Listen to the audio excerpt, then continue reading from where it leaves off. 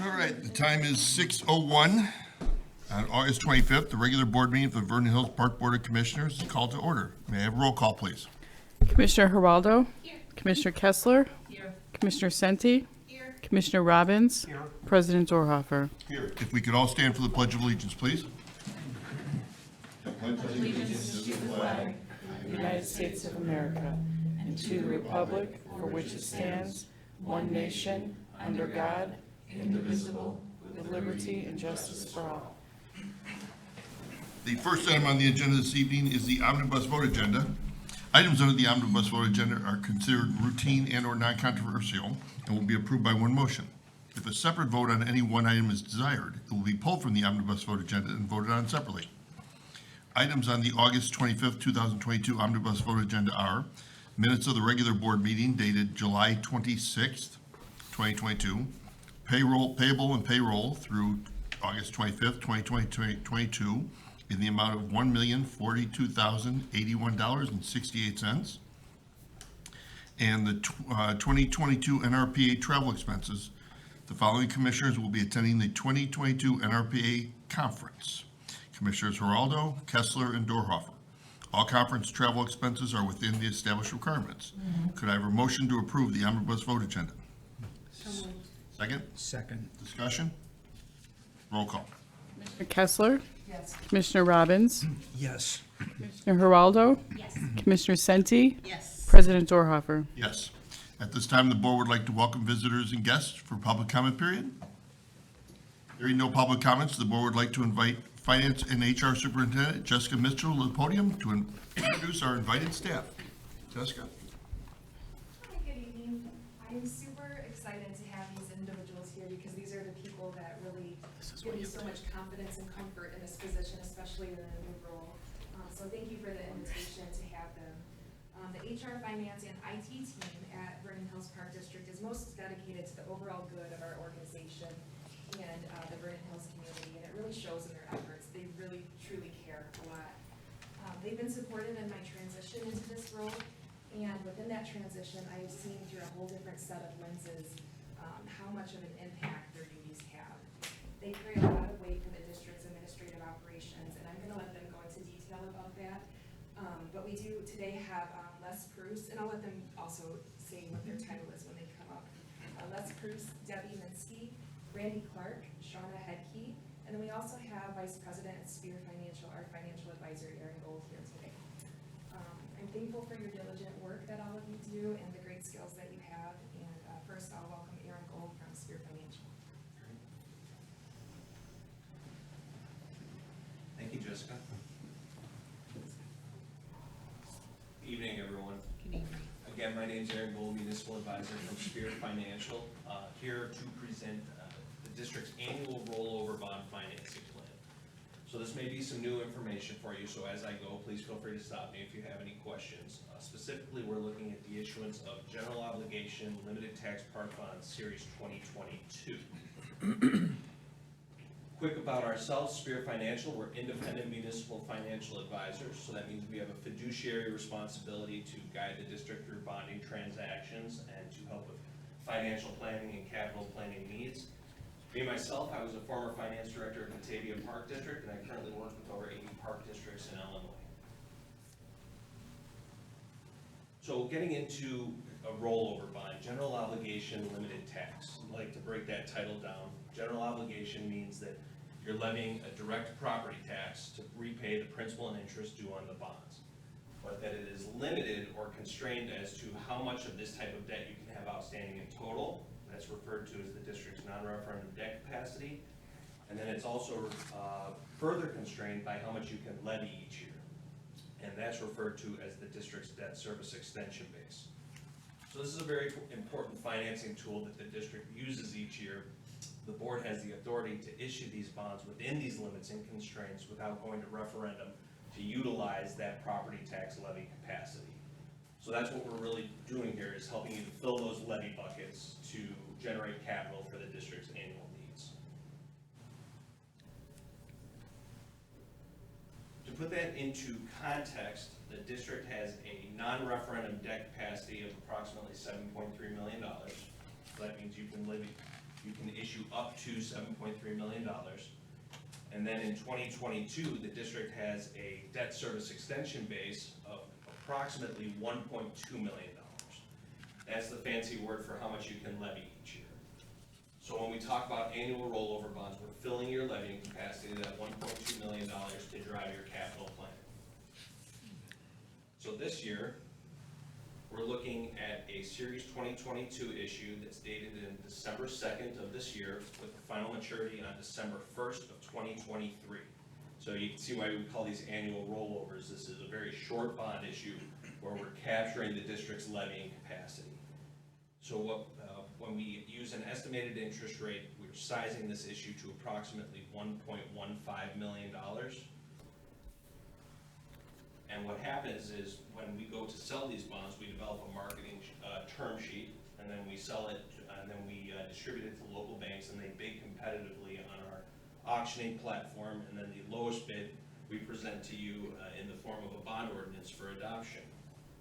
And when we get lower interest rates, the principal goes up, and the interest component goes down, but the total debt service will always be constrained by the district's debt service extension base.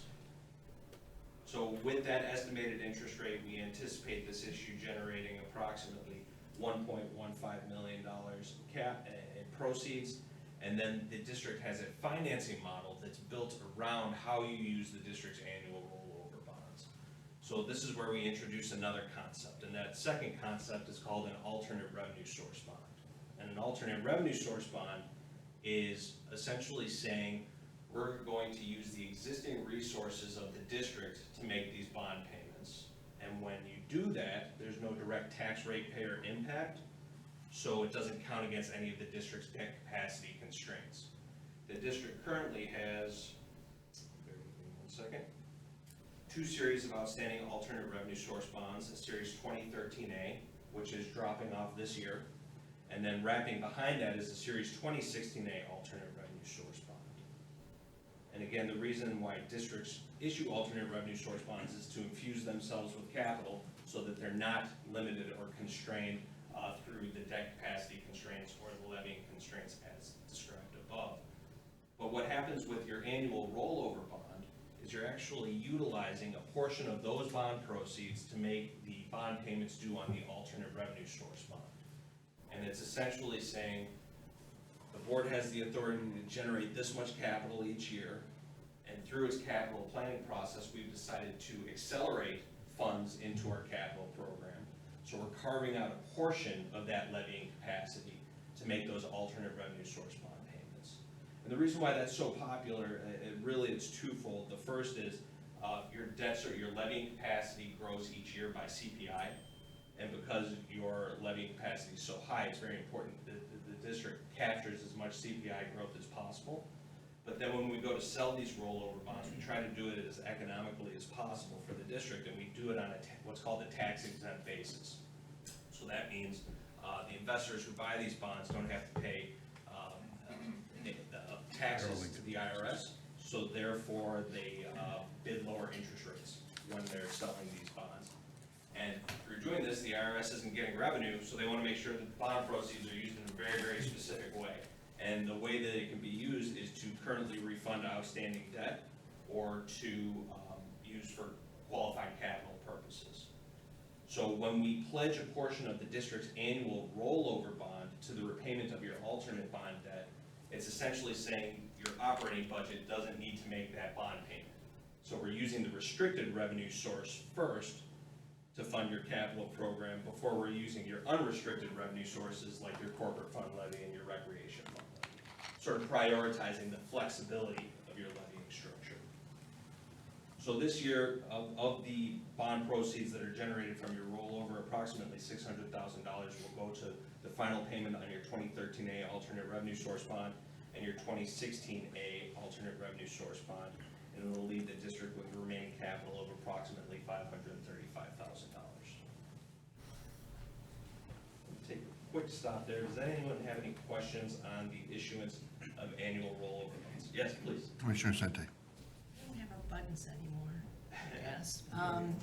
I was just curious, when you're submitting the bond out to the various banks, aside from maybe their desire to be more hungry or work with us, what would be some of the reasons that you would see a discrepancy? Oh, thank you. That you would see discrepancy in what they're suggesting the rate would be?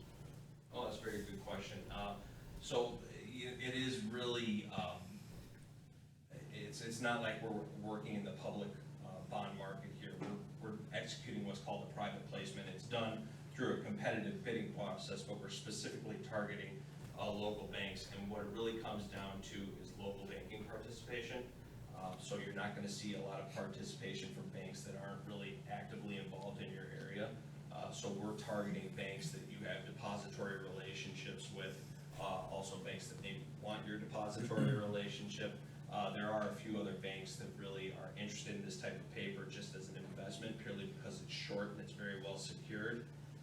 But to answer your question, these bonds, the demand and the rate is driven really through these banks playing the game off of each other and trying to, because the same group usually comes in deal after deal, and I've got 40 scheduled in the next few months, so they have to really just outplay the other bidder, and that's what's creating the market for these rollover bonds. Did that answer your question? Kind of, so I guess the same bank, they're gonna stay pretty localized, they like this type of product, and maybe they might want Vernon Hills more than another one, so they're just gonna pick and choose on the ones that they're going to submit after, and maybe go lower on one and a little higher on other. It sounds like that's, It's exactly what is it that, happens. okay, Yeah. thank you. You got it. Commissioner Robbins? Yeah, if I did the calculations correct, you had mentioned that the new bond that's coming due in December is $1.2 million. We would generate $1.15 million. If my calculation's right, that's showing an interest of a little over 4%, which seems very high for a short-term muni bond. Please forgive me if I modeled this specific issue at 3%. There are costs of issuance totaling $13,700 coming off of $1.15 million. Then we've got exactly $595,000 in alternate bond payment debt, and then the remainder would be $532,000 in capital proceeds. So there could have been some rounding discrepancy in there. I think the one thing that we've seen with the rollover bonds is that, yes, interest rates have gone up, but because the issue is so short, less than 1 year, it's really nice that you're not locked into a debt structure where you're maybe carrying that interest rate through an 8-year call, when really we're hoping that rates stabilize and go back down next year. So these rollover bonds really do capture where the market is at when we go to issue them. So you're estimating the interest to be 3%. Currently, I don't have much data to go off of. Okay, that still seems very high for a 1-year Yeah. muni bond. Well, right now, I'm just trying to be as conservative as possible, Okay. because we have seen an inversion in the front end of the yield curve. And again, I don't have any data points to really see where these local banks are pricing right now. Because what were we paying last year, interest? Oh, are you sure you want to hear this? One That's much lower. Of course. 0.5%. point five. 0.5. Yes. Just, okay, it is what it is, and when we do this in December, we'll know an exact rate, but I just think you're high. No, and hopefully I am high, so I can come back to you with more Right. capital than this. So again, when we go to price this issue, the final interest rate will drive how much principal you receive Sure. from this issue. Very good. Any other questions from the board? Please, go ahead. Oh, great. So now, just procedurally, I'd like to walk you through what you can expect when you go through the rollover bond process. This year, it is a 2-board meeting process. Let me fast forward here. So in October, you're going to be required to hold what's called a Bond Issue Notification Act public hearing. This is the first legal step for issuing these types of rollover bonds, where you're essentially required to hold a public hearing. Constituents can come and provide input, and you can do with that input whatever you feel like doing, and then from there you're authorized to proceed with the issuance of the rollover bonds. The one thing I don't want to startle the board with is that the actual BINA amount that you're authorizing is $3.7 million. We're obviously not issuing $3.7 million, Right. but the authority is good for a period of 3 years. So this is a triannual process, and this year you just happen to be in that process where you need to go through the Bond Issue Notification Act. And then your 23 and 24 rollovers would not require that step. From there, in November, we would competitively sell the issue, and we would present the results of that sale to you for adoption via bond ordinance on November 17th, with the closing on December 2nd, to fund your 1215 alternate revenue source bond payments. That's procedurally the steps that happen when we do an annual rollover bond. It's very good for me to come and refresh the board on the process, make sure you're comfortable with it, because this is something you do every year. So we want to make sure that you understand, what work is going in behind this, and that you're comfortable with the process. But again, I like to think of this as you're capturing your non-referendum bond and interest property tax levy to fund your capital program. I know I've talked a lot already, but you want to go over some more stuff? Absolutely. Absolutely.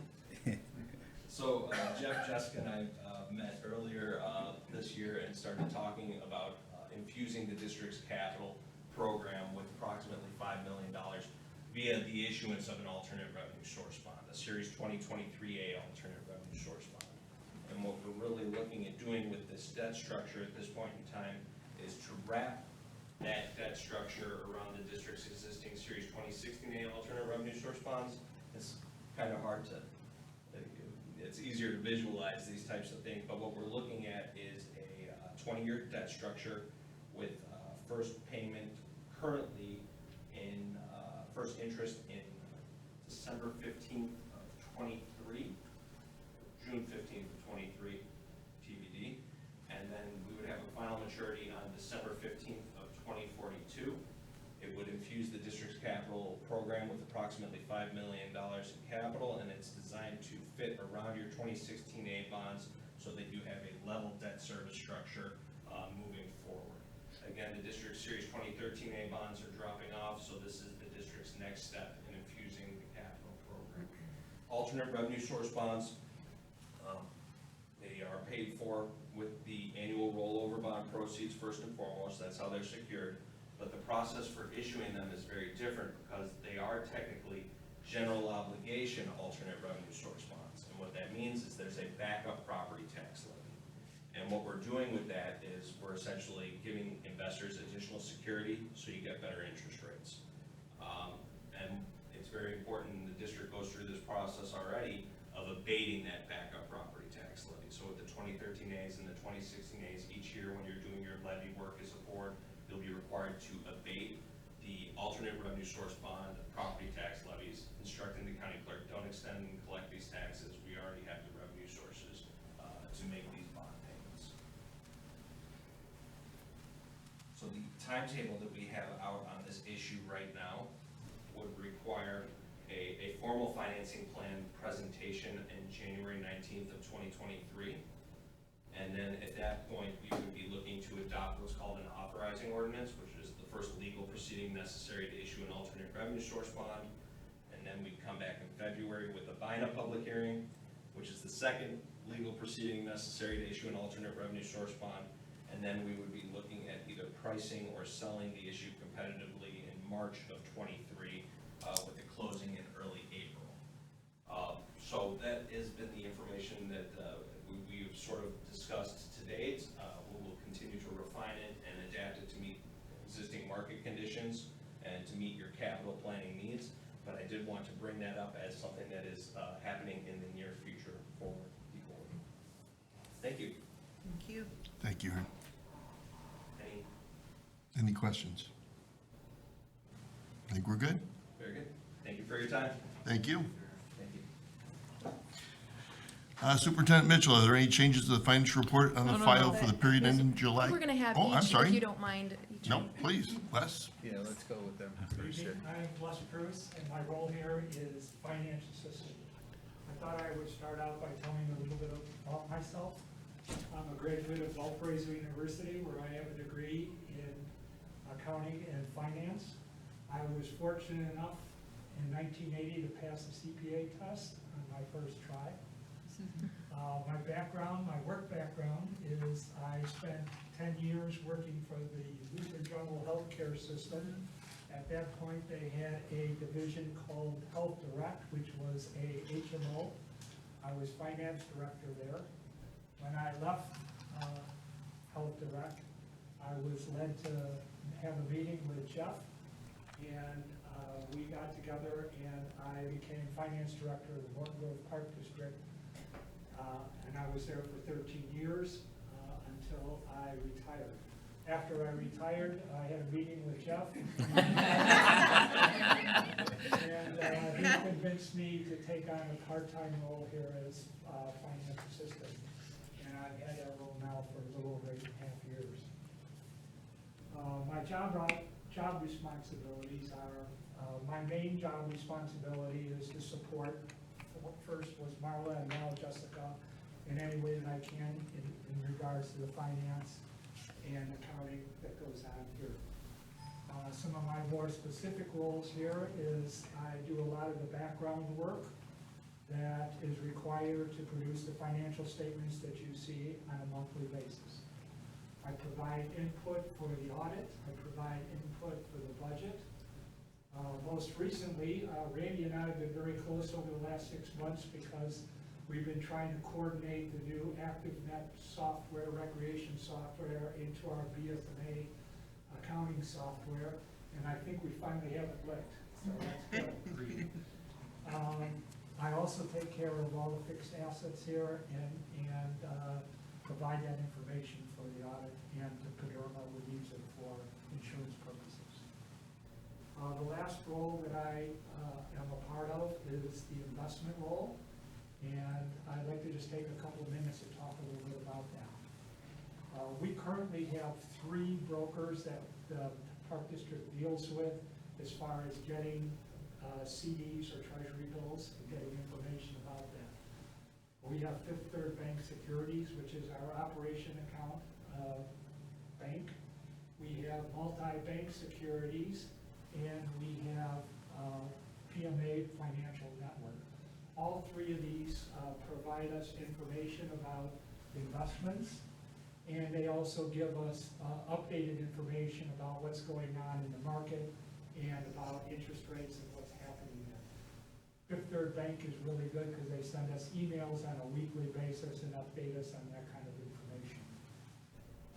How we basically go about, I do have a cash flow statement which takes into account all our operating revenues and takes into account our operating expenses, looks at working capital, and as we look at that particular schedule, we might have some availability of funds that we will go ahead and invest.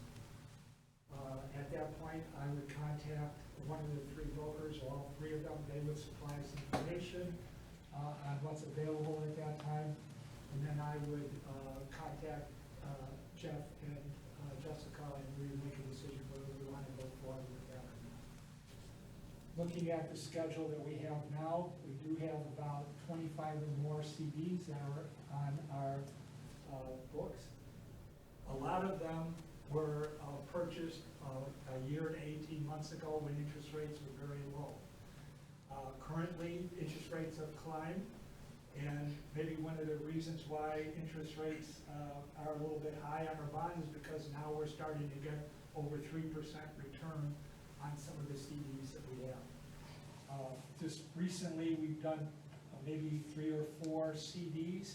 In fact, we just did one yesterday where one of the brokers contacted us and said there's a credit union that's looking to get some funds. They were offering a 3.2% on a 12-month. I talked with Jeff and Jessica, and we decided to go on a small amount and take advantage of that. So that's basically all my responsibilities, and so I'm open to any questions any of you might have. Commissioner Robbins. A few questions. Are we able to invest in investment-grade bonds? Yes. Okay. Have you looked into those? Because those pay a little bit higher rate than CDs. Well, I've always been a little bit more conservative, and so I've kind of tended more toward treasury bills and CDs, but I certainly can look into that. You know, investment grade is A and above, and these are really conservative. Okay. So I will they're, definitely ask our three brokers about that and take a look at that. and are we laddering the CDs? Yeah. Okay, because I now, haven't, I'll be honest with you, I laddered them 18 months ago to 12 months ago. Currently, I'm staying away from longer-term CDs. I'm trying to stay within 12-month or 16-month CDs because honestly, my opinion and some of the information that I've gotten is says that the feds are going to continue to raise interest rates. And so I'm looking at longer term.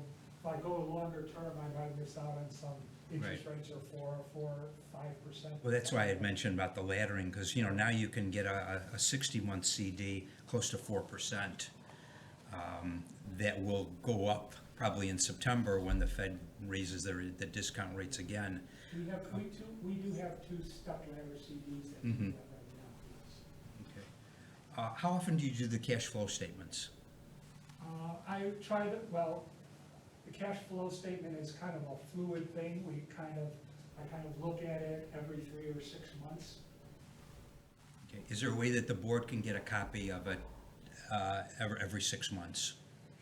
Sure, if you'd like that, sure, there's no I problem. would like to see that. It's just a spreadsheet that has by month, it has the revenues that we anticipate. Right. Everything is anticipated that we're gonna get. Right. It has obviously all the working capital that we need, and it also has all the capital expenditures in there. Yeah, I mean, if we can get it, for example, November 30th and at the end of the year, May 31st, Sure, or, no problem at all. thank you. Any other questions? Any questions from the board? No, Les, thank you very much. Thank you. Thank you. Thank you. Jess, anything else you want to do? Well, we'll just keep on going and move on with Debbie. Hi, my name is Debbie Minsky, and I'm the accounting supervisor here at the Park District. I celebrated my 20th anniversary this May. 20 great years. I'm We just gonna agree. give you the list of my primary job functions. There's more to it than what I don't wanna talk all night, but basically, my primary job functions include but are not limited to the supervision of our accounting clerk, whose name is Kirsten Dosmagan, and she is an invaluable asset to this team. We got a really good hire when we got her. I also manage all the accounts payable functions, including producing the annual 1099s. And I manage our purchasing card program, including training for staff who utilize those cards. I process biweekly payroll, including overseeing the debit card program, which we offer as an alternative to receiving paper checks or direct deposit. And, I should put my glasses on, this might go a little bit better. And I assist with the annual W-2 processing at the year end. I also complete the PAJRMA salary audit, the HR source salary survey, and the workers' compensation audit annually. I also do the annual treasurer's report and the district's total compensation package, which we post on our district's website. I also have been trying to coordinate between the district's financial software, Les mentioned, is called BSNA, our time and attendance software, which is called TimePro, and NeoGov, which is a platform that takes our employees from the application process into becoming an employee, and then it provides sort of an electronic personnel file, if you will. And then I also audit the banks and change funds for our 3 facilities, the Sullivan Center, Lakeview Fitness, and the Family Aquatic Center. I want to tell you about the accomplishment that I'm most proud of in my 20 years with the district, and that's the creation of the cash handling procedures for our annual Rib Fest. I designed, invented, wrote our procedures, trained. I'm pretty proud of it. It's an extremely detailed process. There's a lot of moving pieces, and I'm proud to say that it's run smoothly since we started it. This year, the process became incredibly streamlined when Randy Clark, put Square technology into play, allowing us to have real-time access to our sales and our attendance numbers, facilitating a more proficient reconciliation process. That's a mouthful. And I'm happy to report we had a great Rib Fest this weekend, which I'm sure you'll hear more about, and that everything went really well. Thank you. Any questions? Commissioner Robbins? Have we ever looked into hiring a payroll service to do all the payroll processing, W-2s, 1099s? To my knowledge, no. Okay. I'd be out of a job. And believe me, you want me doing your. Yes, you do. Quite honestly, Debbie does a terrific job. I would not even consider looking outside. She does a great job and has been for the last 20 years. Yeah, and the cost savings on that, I think, would be irrelevant in terms of what she does, the personal touch to it. That's just my opinion. Yeah. Very good. Thank you, Debbie. Appreciate Commissioner Sente. I didn't have a question, but I just wanted to make a comment. As I was heading out on Friday night, I ran into Debbie and she's already calculating numbers on the spot instead of enjoying the rest of Rib Fest night. And I just thought, you know, it's my second time back with you, and thank you. I mean, thanks everyone. We have a great, great team, and but this is pretty quick to get data. So Thank you for the acknowledgement. yeah. Appreciate that. Thank you. Randy?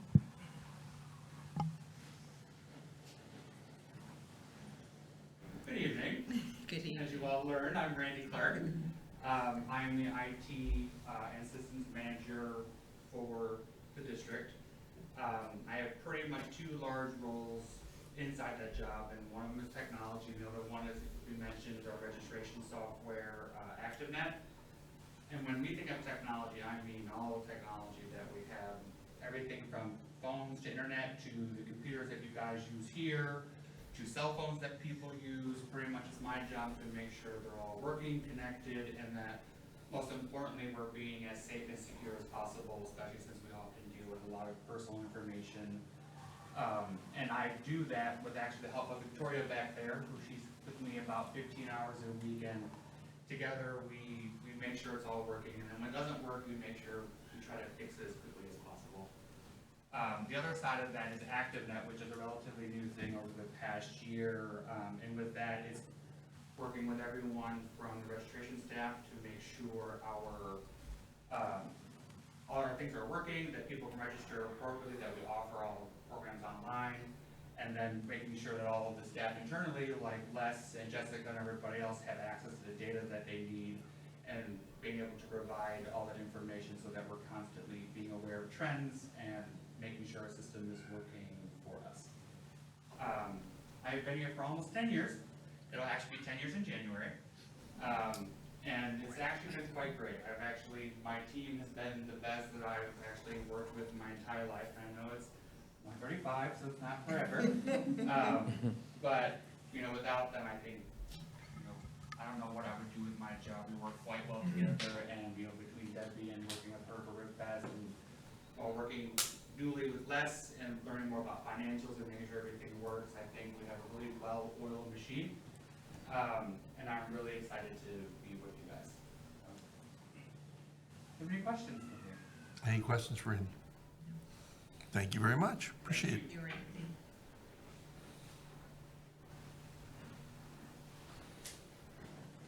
And last but certainly not least, I'm Michelle Hedke. I'm the HR specialist, and I'm new here. So I've only been here since February, so I'm relatively new. I haven't met any of you yet.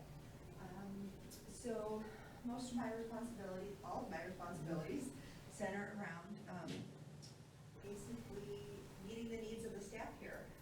So I take care of recruitment and training and onboarding all of the new staff. I'm responsible, I have taken on the responsibility of managing the HR software system. Randy is taking care of getting me acclimated to the NeoGov system, and I'm becoming responsible for being the point person for that. with all the staff, so I'm still getting myself, 100% familiar with that, but Randy still helps me out when I need to have someone to ask a question or two. I am chairing the newly formed DEI committee, so I'm taking on that role, and that's something I'm taking pride in trying to figure out and get rolling and stepping up to that challenge. I have taken on serving as the wellness ambassador for the district for Derma, so I take care of that, and I support as the supervisor for all staff relation issues here at the district, and I manage the volunteer program. And I take care of updating any personnel policy and procedure issues and things of that nature that come up. So along with any host of any other things that are staff related, I'm the point person for that. So I've been here a short time, but I already feel at home. Everyone's wonderful. I'm super happy in my position, and with that, that's about it. We're glad to have you here. Thank you. Any questions? Any questions? Just a quick one. Commissioner Sente? Being here only 6 months, sometimes that's a great time to observe what's, get to know people and see what's happening in the district. Are there any observations on something that you think we need to revise or address from your perspective that you've brought up that you might share with us? No, I mean, I think the biggest thing for me, and I was super excited that the district was already ready to go with this, was the formation of a DEI committee. Okay. So that was something that, coming from my former district, the district that I was with prior to this, that I was interested in, that they were nowhere near even starting or talking about.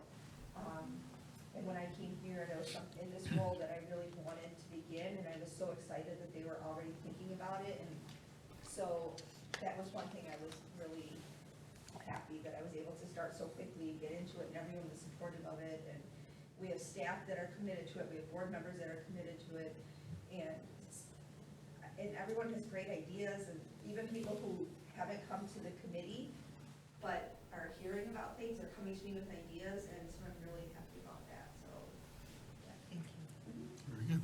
Thank you very much. And thank you all for what you do. We really appreciate it. Couldn't do what we do without you, so thank you all very much. With that, Jessica Mitchell, are there any changes to the financial reports for the final period ending July 31st, 2022? No changes, thank you.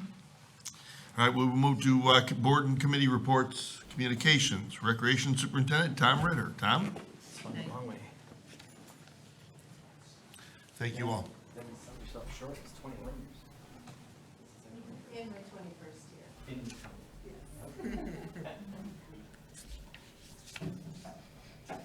Good evening. Well, summer's over, camp-wise, that's a big step for us, and the pool's coming to a close this weekend for some of our programs in general. General hours pretty close, but anyway, summer's coming to an end. I did want to call out one program we did that was successful in particular. Our teen campers did a car wash late this summer. They've done it before. They had some weather issues this year, but they were able to pull it off. And they worked really hard in the Aquatic Center parking lot, cleaning cars one day, and they raised over $500, which goes into Wow. our scholarship fund. So that was really nice. Congratulations. Good effort by all the staff and kids. Preschool is returning to their classrooms. The staff are back setting up their classrooms this week and having meetings. Parents and children get to come visit the classrooms starting September 1st, and preschool starts on Tuesday, September 6th. With regard to enrollment, historically we've always had around 90 or 100 kids in the program, and before COVID we had 90 kids in our 2019 school year. COVID hit, that number dropped about in half, and last year we had 73 kids. So we saw the recovery, it still had a little ways to go. So I was hoping we get back to that 90 number of 2019, and we have 98 kids as of right now. So it's very strong. Julie's doing a great job. Program's doing very well. Some events coming up. Actually tomorrow night, I'll be showing the Raya or Raya, I don't know. I'll say Raya. Raya and the Last Dragon. That's our last movie in the park. Again, it will start at about, I'm going to guess, 8 o'clock. about a 2-hour movie over at Deer Path Park. It's free. Bring food and drink and set up a blanket or a chair and enjoy. In September, we have three events I wanted to highlight. Our family trivia night, which has been very successful over the last 5 years, will be taking place on September 9th. That's a Friday night at the Sullivan Center from 6:30 to 9. Teams are spread around. You can have up to 6 people on a team. They're spread around the community room.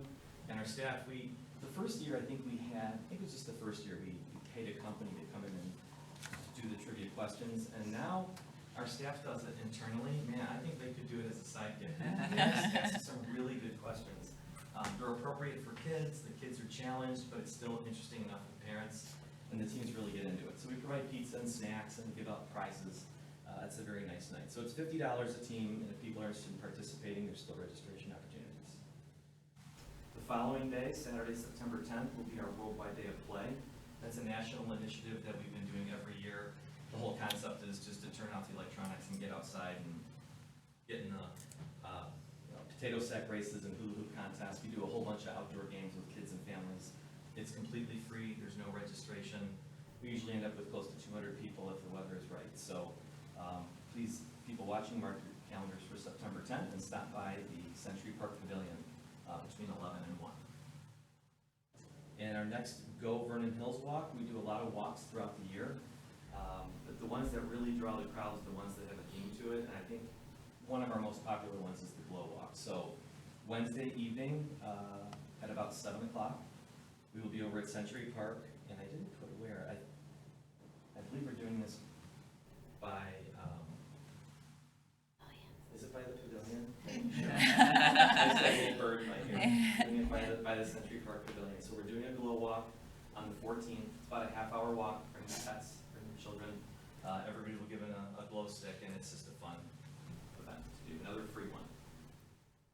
And last year, the staff did more of a spontaneous event with building scarecrows, and it really was successful beyond what we expected. We ran out of supplies, so they built off that, and we're offering as a special event a Scarecrow Fest on Wednesday, October 5th. That too will be at the Century Park Pavilion, which requires registration. But yeah, we will be providing the straw, we'll be providing the structure to put the scarecrow on. We'll be asking the participants to bring old clothes, flannel shirts, whatever they want to decorate it with. But we'll basically be creating scarecrows, and then those scarecrows will be set up along the entrance to the Sullivan Center, just to create a very thematic feeling for the fall and head into our Fall Fest event at the end of the month. So that's a nice one. So we'll have apple cider and donuts, just a very fall feel to the event. Again, that's October 5th, and it's $15 for a family or group to sign up to participate. And finally, I just, as I was going through the fall program guide, I was just proud to see how many new programs we were offering. Every season's different. Some seasons we have a lot, some seasons we have a few. But if anyone out there is looking for something to do or something different, there's a variety of classes, including photography, Spanish. We have a new instructional soccer instructor. We have cooking classes as part of our after-school enrichment program at the Hawthorne schools, which we haven't had before. There's a bunch of one-day holiday events for our early childhood kids and their families. Lakeview Fitness is offering a bunch of one-day fitness programs, and Julie added an acrobatic dance element to our youth dance program. So all these are in our program guide for the study. Let everybody know. And attached to that report, I do this every once in a while. I have a program enrollment comparisons. So this pretty much covers the summer, but comparing summer of 2021 to summer of 2022, I'll just loosely say our day camp program has grown slightly. We have 225 kids per week on average. It was 215 the previous year. We're not fully back to pre-COVID, but those numbers are still improving, which is really nice to see. We're back to offering weekly day camps, which helps, encourages families to sign up. The karate program has taken off back to where it was. Close to 160 people participated this summer. Tennis exploded in 2021. So comparing 2021 to 22, our numbers dropped a little bit. 109 participants as opposed to 124. We're talking, I believe the number was like in the 30 or 40 range the previous year. So tennis is doing very well as a sport. Swim lessons is the only one that shows a pretty significant drop from 300 to 200 participants. But that's heavily impacted by progress at Lakeview with the renovation. all the lessons were moved outdoors, and just with all the scheduling, we lost one of our time slots to make all of our programming work. So there weren't as many slots available this summer, so it was more of an issue of that than it was lack of interest and participation. Summer sports camps steady, a little bit down, from 229 kids to 197. And then with all the pickleball courts that you guys have so wonderfully let us build over the last few years, we started offering some instructional classes and some league play. And this summer was the first time we did that, and 94 people signed up for those classes. So that's been a great success. They're always so busy, as you probably know, but that's great. And then I threw youth basketball in here. It's one of our bigger programs that came to an end in spring.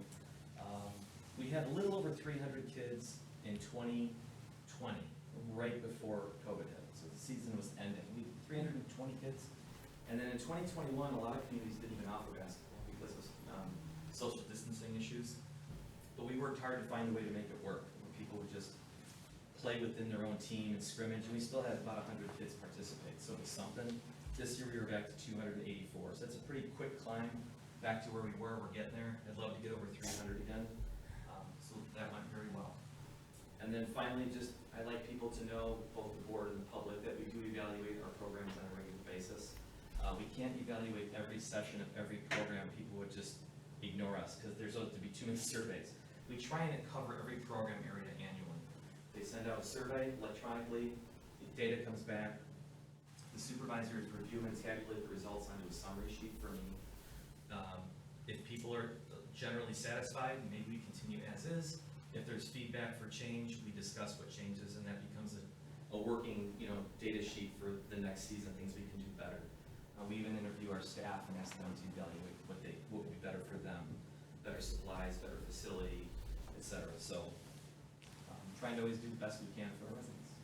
And that's my report, unless you have any questions. Commissioner Robbins? Tom, the only amount that I was concerned about is the 15% drop in the summer sports camps, the enrollment. Yeah, there was two. What do you attribute programs. that to? Yeah, there's two programs that stood out there. We offered golf lessons, and there wasn't much response from that vendor that we expected, and it was too late to publish. So I'm going to look into a new golf vendor for the future. So we lost a series of golf classes, which might have been 10 or 15 kids. And then the skateboard camps were new a couple of years ago, and they took off really fast. I don't know if it's because of our skate park being new, but we saw a drop in numbers for that program. So those two in particular brought that number down to have that 15% impact. So we're always looking to see, again, the surveys will tell us, was something wrong with those programs, like skateboard, or was it just they did something else this year? Things go up and down, but that's what reflected. Did you ever look into advertising for like a retired person for the golf, or I know of a person that does that for the Northbrook Park District, teaches golf, yeah. That's definitely an option. I mean, when people approach us with interests to teach things, we're all ears, because we love to get variety. Some of our instructional stuff sports have been taught by general sports instructors. They'll teach, like to youth, they'll teach soccer, they'll teach everything, including golf. We worked with the golf course this last time, and I just feel that adds a little something to make it a little bit more professional at a golf course instead of out in a park. But no, if we found the right person, I would absolutely consider doing that. So it's finding the right person, I guess, is the key. Yes, it is. Commissioner Geraldo? At first, I think it's always great to see the Family Scholarship Fund grow. I guess my question is, what else contributes to it? Like how, right? And I think we've touched on this before, but also how do we make people aware of it? Because I've actually had somebody recently approach me and said, again, like, I only heard of it because I heard from another mom who was using it, right? And so, how do we get, when we think about DE&I, I'm tying that in, right? Like, how do we think about making it equitable across, our community, making sure that people are aware that they can participate? Good questions. It's kind of a two-part question. So the first part has to do with the funding and where it comes from. So Ribfest was just a very successful weekend we had, even despite some weather on Saturday. Proceeds from that, any surplus that's generated from that money gets transferred to the scholarship fund. Okay. If there's a one-off event of some kind that generates revenue for the district, someone wants to rent space that gets approved, and Jeff gets some fees collected for that, he'll say put this in the scholarship fund. But the number one one source of funding is our purchasing cards that Debbie had referenced that she sees. Back in the day, it was always never use a credit card, always write a check. Today, always use the purchasing card if you can. And I can't explain the details perhaps maybe from the finance side, but there is a consortium of districts that do that, and a percentage of proceeds from how much you spend comes back to the district. And that number is usually around, give or take, it's around $15,000 that comes back by using that. So that's an awesome repurposing of funds for this program. So yeah, it varies each year, but those are the main sources of the money. As far as getting the word out there, initially, it was just word of mouth, you're right, because we do service a lot of families. I think as many as 50 families in some years I've serviced. It's usually a little bit below that, and it really dropped with COVID. And some people think, wouldn't it go up? People need it. There just wasn't much happening. There weren't as many things being offered during COVID. So I expect that to rebound, and I've seen a taste of it just in the last few months with day camp and things. We've talked about it as a staff. It's one of our goals is to make more awareness. So we have put it in our program guide. We want to get it out there any way we can. Part of me doesn't want to blast it too much, but at the same time, I want people to know it's there. So we've done a few things, but we continue to do more. I would probably say being on the website. We could put out, social media. I don't know if we want to go to that extreme to promote that program, but we could. I always fear, on the conservative side, I always fear that we'll get too much and it'll be over, you know what I mean? Everyone's going to come running, but it's great what we do. And my peers in this field who I talk to, they often call me about our scholarship program because they're trying to start one and they're not getting anywhere, and they're just quite impressed with the system we have and how nicely it works. So. Yeah, it almost goes both ways, right? You don't want too many families coming in where you then don't have enough money, but at the same time, do you have individuals who would want to donate to a cause, right? And do we make them aware that it's out there, right? So it kind of goes both ways. So, okay, thank you.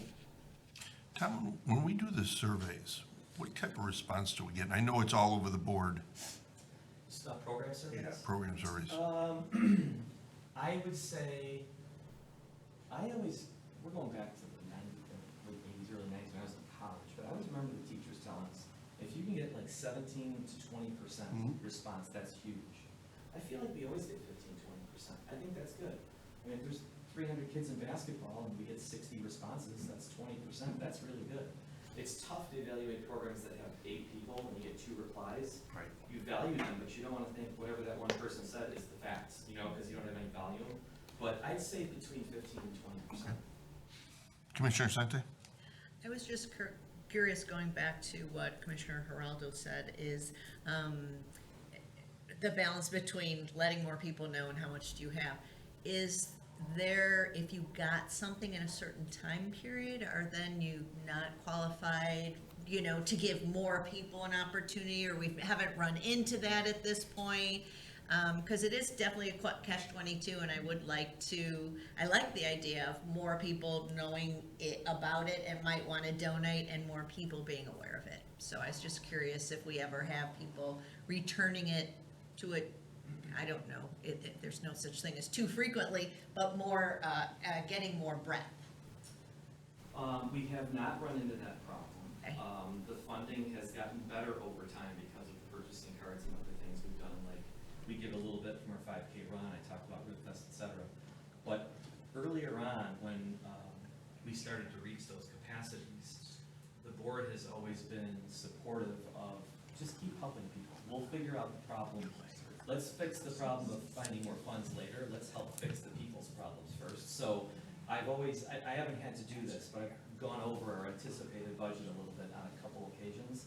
But we haven't really hit that yet. So there is room to give more without saying we can't do this without more funding. So. My last comment on this, if I could. I feel like you could almost have like a tree during Christmas that says like, donate a program, right? Like, yeah, right? Like, hey, I would love to have my kids come in and say, I'm going to donate a soccer season for somebody, right? Or something, right? And that's something that you can bring in your children and let them see that. But just an idea. We can roll with that. Can you write that down? Okay. Right now. Put your leadership team to work. We'll talk about that one. Yeah. Awesome, thank you. We could add it to the registration form. Click here, click Yeah. here to Click here. sponsor a Awesome. child for the Nice. class that you're gonna be taking. To sponsor additional child. Yeah. How many? Put a number in there. Welcome to 100. Essentially, that's what SRA CLC does at their Christmas. When they do their, what are they, Texas raffle or Dallas raffle or whatever it's It's called. like $25 and you can send a kid to camp or something to that effect. exactly. You know, there's multiple, like the Glenview Park District, they add $1 to every program registration. They just add it. So if it's $99 for, you know, whatever, a youth basketball, they just put it at 100 and they take $1 out of every registration. And that goes into their scholarship program. What you see with a lot of different districts is they have foundations.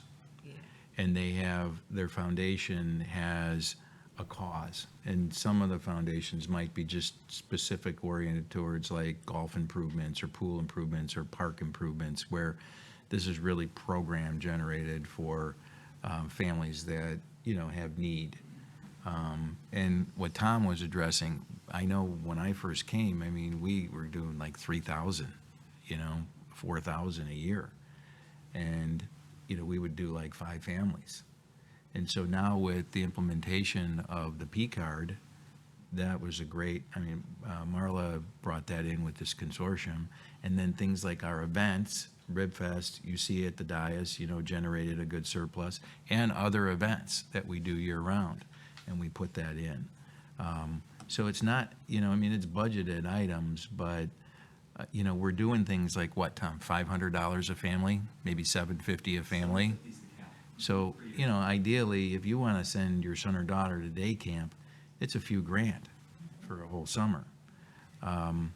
Or, you know, some other type of program that might cost a couple $1,000s. But we work with those people to put them on a, you know, on a financial plan so that they don't have to necessarily come up with the money all up front. But I'd love to be able to get this thing to, you know, $50,000, $60,000, $80,000 so that we can start giving 1,200, 1,500, get more families, that it definitely is more meaningful. Cheryl, I don't know if you have anything to add in terms of like from just a push standpoint with the program, because I know you've kind of been prized with that, Tom, initiative with strategy about what can we do to promote getting the word out on this. Right. Well, I think Tom and I will have another discussion, because we have talked about it often, and he, you know, there was a concern about too many people seeing it and having a need, and us not having the funds to provide. So I think the reason we've kept it a little bit low-key is for that reason. But we can discuss it again. It seems that overall people would like to see it out there a little bit more, so we can talk about it. And just to give a, Yeah, I think it's, again, you know, it is a catch-22 because I sit here and I want people to know about it, you know? And I'm looking at all of you and you want people to know about it. In the same breath, if more people apply and we can only give $200 to a family, is it really? Because there's a pretty tight criteria in the application process to qualify for it. It's not like we just give it to anybody. And so that is, you know, I think there's a, you know, people that are on like a free lunch program, you know, with the school. And when you hear about the amount of people, and we learned of this, I think some of you, I think Cindy, maybe you brought it when we were talking, you know, strategy workshop with the school district, when you have 35% of the student population in Hawthorne School are in a free lunch program. I mean, do the math on that with 4,000 kids. That's a lot of families. And you see it, and we help internally because we get requests because they have a program at their school now where they're accepting food. You know, it's a food pantry right on their campus. And I know Lacey's instrumental in helping with that. And we do that, we just, not just with the township, we do it a few times a year where we just go, I get a call from Pete Hannigan saying, hey, we're getting low. And then, you know, we'll fill half this room with stuff that people just get in and they bring stuff in to help families across the street. And I think that's just part of our community. Everybody, you know, when you hear about that, and as you, Janice, if you're hearing it from friends and colleagues, then, you know, yeah, we would encourage them to just communicate with Tom and But it is, it is something that we'd love to be able to elevate that number. And maybe it's something we talk about in our budget, coming up about, let's budget a little bit more money and match it or something. Or if we said something, I'm just throwing this out, if we get 15,000 in a P card, let's match it. So let's put 50 grand in there so then we can service more families with more money, especially now, I think, especially now, so. How many families are we servicing, roughly? Right now, it's lower because of coming out of what we are, but I would say it's usually about 40 to 50. Okay. And just a few key points of things I think of for people. Again, the maximum is $750 per year, and I try and give it to everybody, because my opinion is, if someone's asking, they probably need it. They're not asking just, you know what I mean? If someone has enough nerve to ask, they probably need it. I still review it, they still provide financials, but if they need it, I give it. They still have to pay 25% of the program fee. So some people, as Jeff referred to, camp's expensive. If they sign up for $1,000 worth of camp and they pay their 25%, $250, the scholarship covers the rest. That's it for the year. You used it all for the summer in camp. Others will just be like, I'm going to put my kid in karate for $100. They pay 25, we cover 75, and they use it in small doses throughout the year to cover multiple programs. So that number started in the $300 to $400 range as a max, and then it went up to $5, and now it's at $750. And as we just referenced, if this keeps growing, maybe we can get even more. So, yeah, it's a great program. There's ways to get more people and get more assistance as well. It's great. So. Yeah, I love the idea of putting something, either, the Christmas tree or something on the registration. Would you like to donate whatever, one spot for this program? I think that's a great idea. Tom oversees the front desk staff now, registration, right? But you and your team, you could work together on that. Let's see what we can do. Okay? Any other questions for Tom? Thank you very much. Thank you. Parks and Recreation Superintendent, James Kim, or Park Superintendent, I'm sorry. And three in the recreation. She's like, I got enough to do. Hello, everyone. I just want to start with some Lakeview construction updates. The locker renovation is almost complete. There's just a couple missing items like mirrors, and we're missing a couple wing walls, partitions to hide people from seeing from the hallway into the locker rooms, so you can get a quick glimpse. The pool shell is almost complete. The concrete has been shot and poured. We're expecting some new pieces of gutters to arrive soon, so they can start putting that together. One small snag that Camosi was able to fix, the pool painter product availability for the first alternative was bought out by a company. Literally, they bought all the stock that was left over, so we had nothing.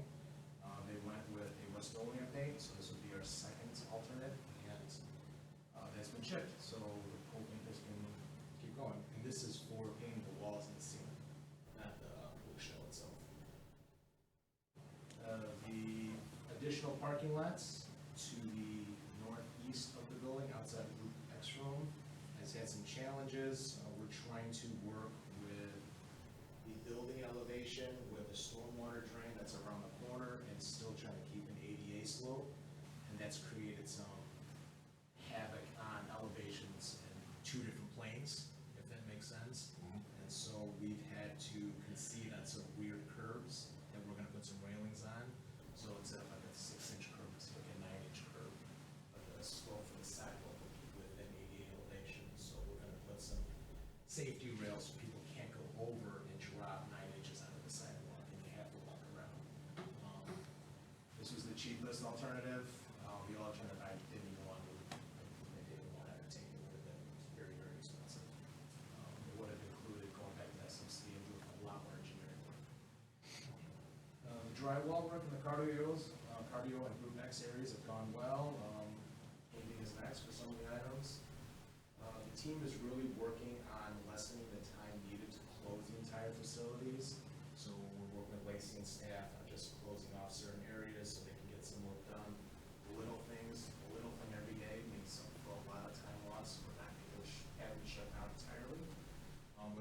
said, we did talk, and we are going to pour the front entrance starting Monday.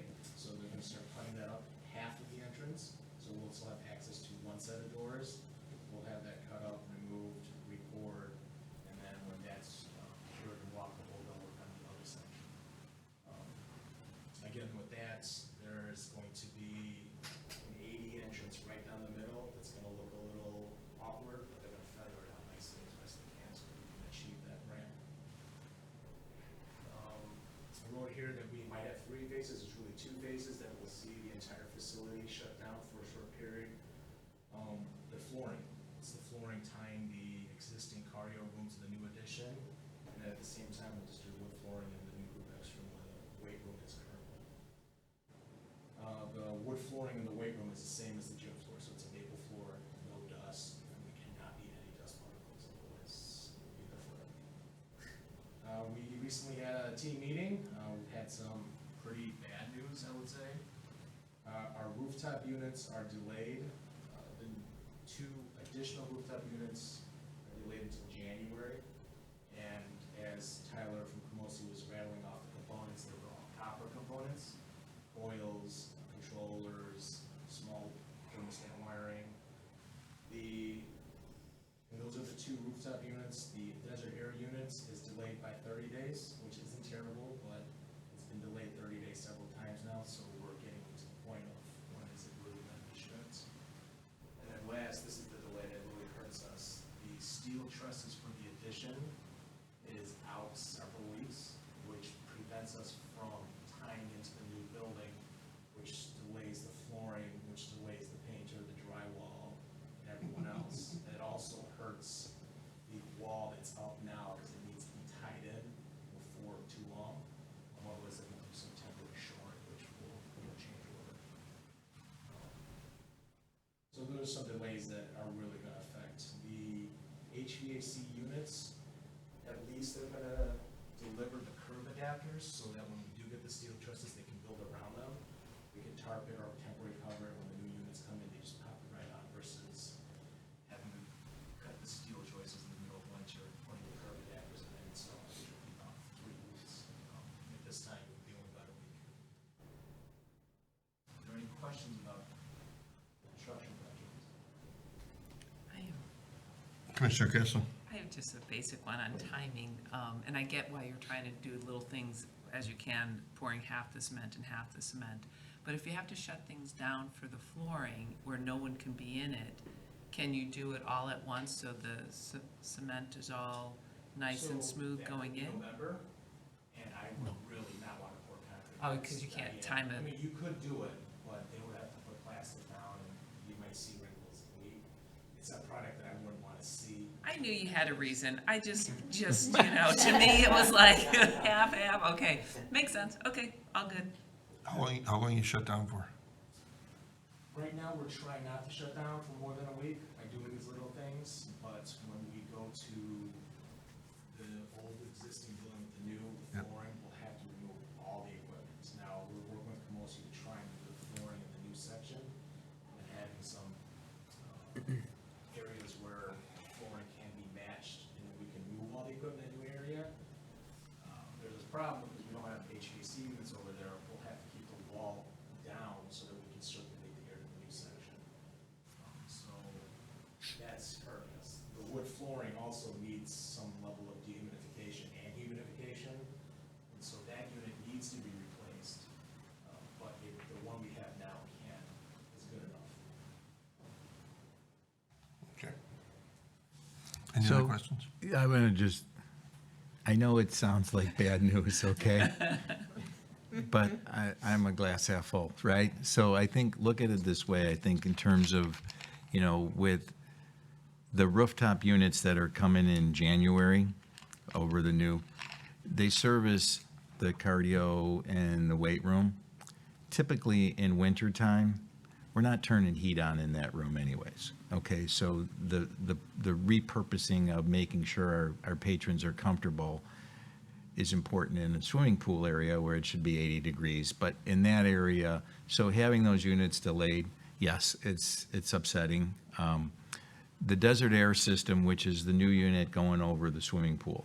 And that was a month, I think, James, they said, roughly. So they're looking at like mid-October now, potentially, before we get that in. We have an existing unit that operates, and we'll have, if the pool is open and ready to go at that time, we'll keep that one fired up. And so then when the new unit comes, we can just, we helicopter it in, or however they lift it, we take one off, we get it all ready, and we do that. The last item is the trusses. That's a big deal, okay? That does impact, there's a huge domino to that effect. And, this is nothing where you can blame Camosi. This is not a CM issue. This is just a supply issue. And what we were up against a lot was schools. All the schools' construction occurs in the summer, and they have to get things ready because kids start school now or last week.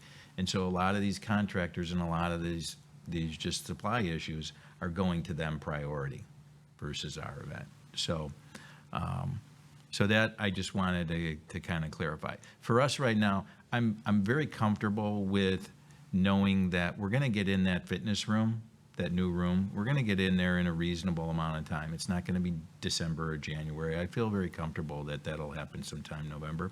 The pool issue is one that we want to make sure we're trying to, and they know that, and they're prioritizing that to make sure that we can try to get in there in early October, for sure, because we are working with Buffalo Grove next month for swimming pool for our lap swimmers, but when we get into October, there's no place to swim for our patrons. We're still trying to maybe do an ask for Mundelein.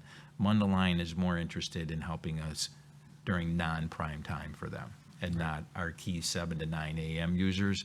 They'll give you 1 to 3 in the afternoon when no one's there. So, anyway, sorry, James, I didn't want to. We're gonna work with the village on getting a temporary occupancy, like Jeff was saying.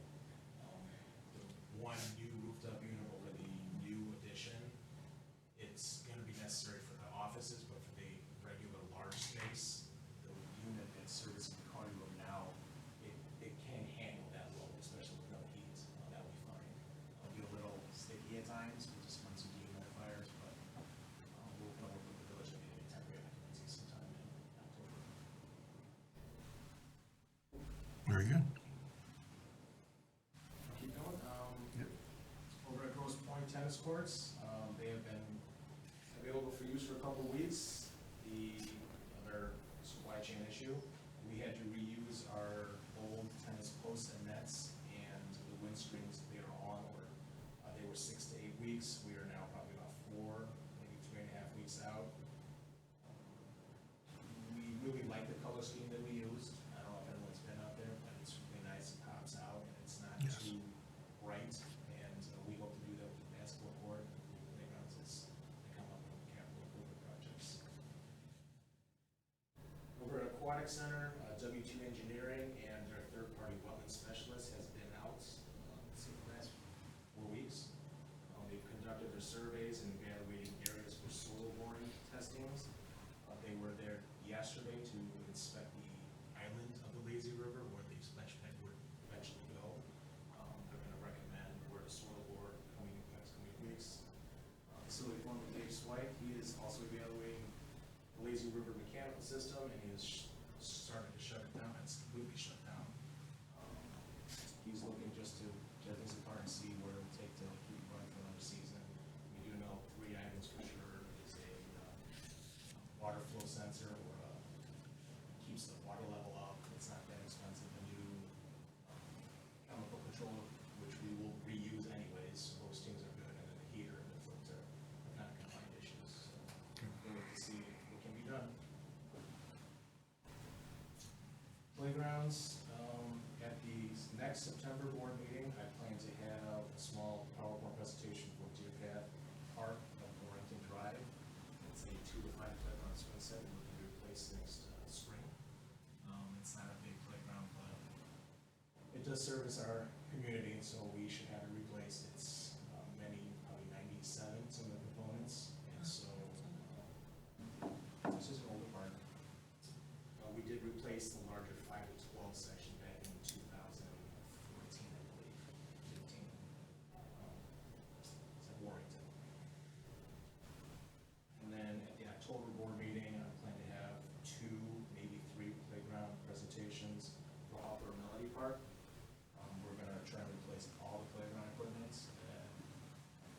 is it? That is 21 years old. Is it really? It was an Osley grant from 2001. It's called North Park. Oh, yeah, wow.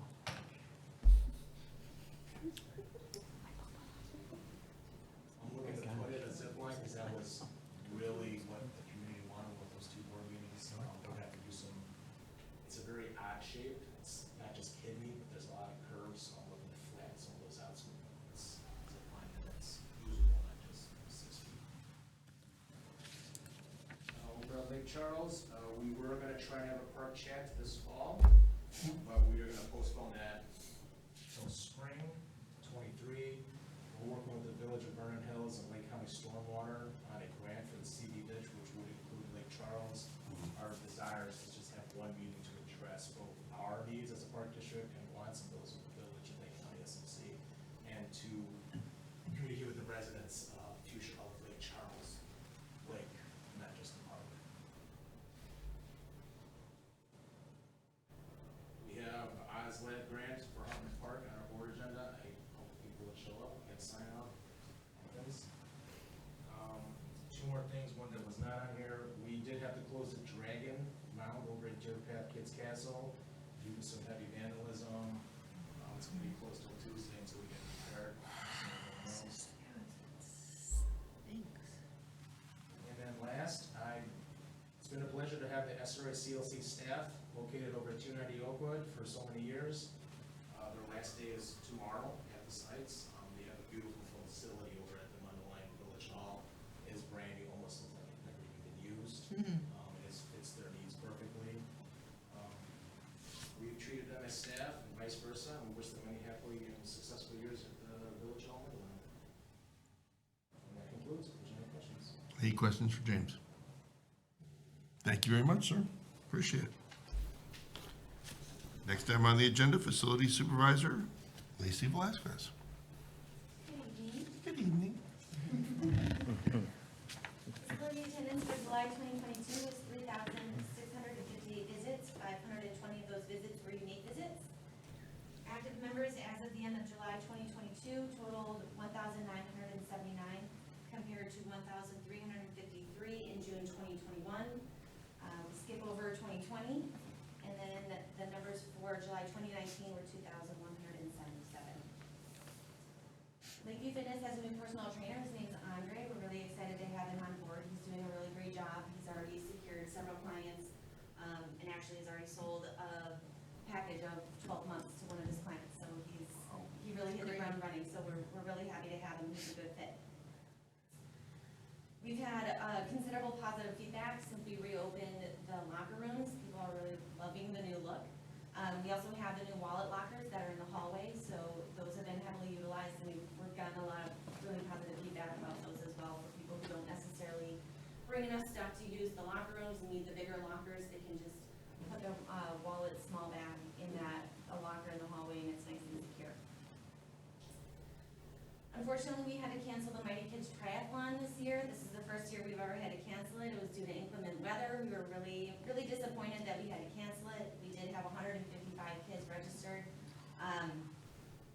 We did partial refunds for all the kids that were registered. We did have one family that decided to do the race on their own at home. And we were able to post it on social media. It was really cute that they had a pool in their backyard and they were able to complete the triathlon on their own. So it was really cute. We do have our tentative dates picked out for next year, and we did choose a rain date, so we have a weekend picked out. We'll aim to have the race on a Saturday, and if the weather doesn't cooperate, then we'll be able to move the race to a Sunday. And we will have it out here at the Family Aquatic Center again. Sydney Porter is one of our personal trainers. He is starting up a 12-week lifestyle wellness program, so this is the first time he's running a program like this. The group will set goals, create goals. They'll have weekly discussion topics, and they'll have some one-on-one time with their personal trainer, and they'll also have some group support. So it's 12 weeks. It starts in September. $95 to join if anybody's interested. Felicia Calamari is one of our fitness instructors. She has a pop-up class. It's an 80s themed cycle class if you're interested. It's only $10 to join. It's on September 22nd. Costumes are welcome, but not required, and we will give away awards for the best dressed. Then we have yoga for back hair with Linda Benton on September 25th. The workshop will introduce anatomy of the spine and the muscles that affect back pain. She'll give a 20-minute lecture and she'll also show some poses that help relieve that back pain. The fee for that is $45. And then as far as memberships, we have the 20 Club. We had 34 members join the club in July, 9 of which achieved the status for the first time, and 7 who have met the goal for all 7 months that we've run the program. And that's all I've got, unless you have any questions. Any questions for Lacey? Thank you very much. Next, Finance and HR Superintendent Jessica Mitchell. Jessica?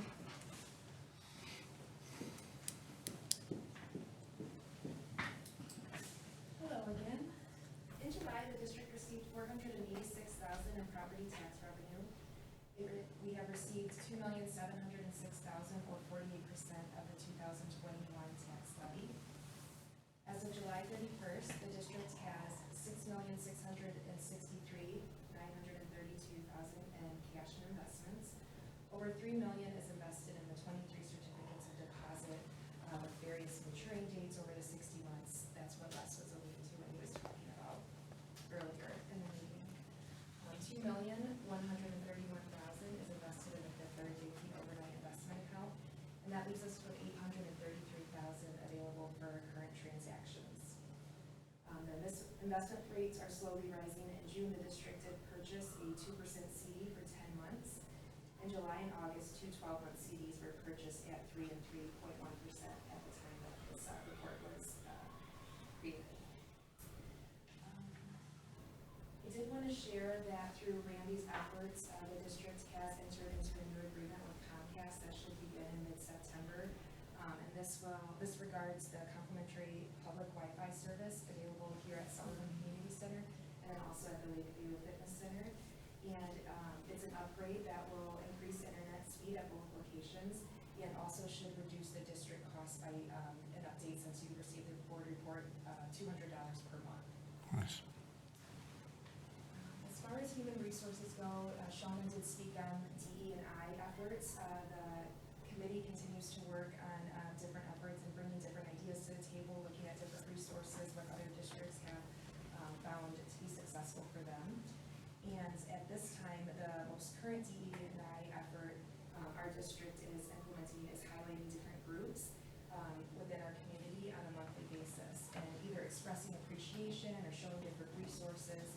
So we started that on August 21st. There was a senior citizen day that was highlighted in social media, and there was pictures that we had captured throughout the past years with our senior citizen residents.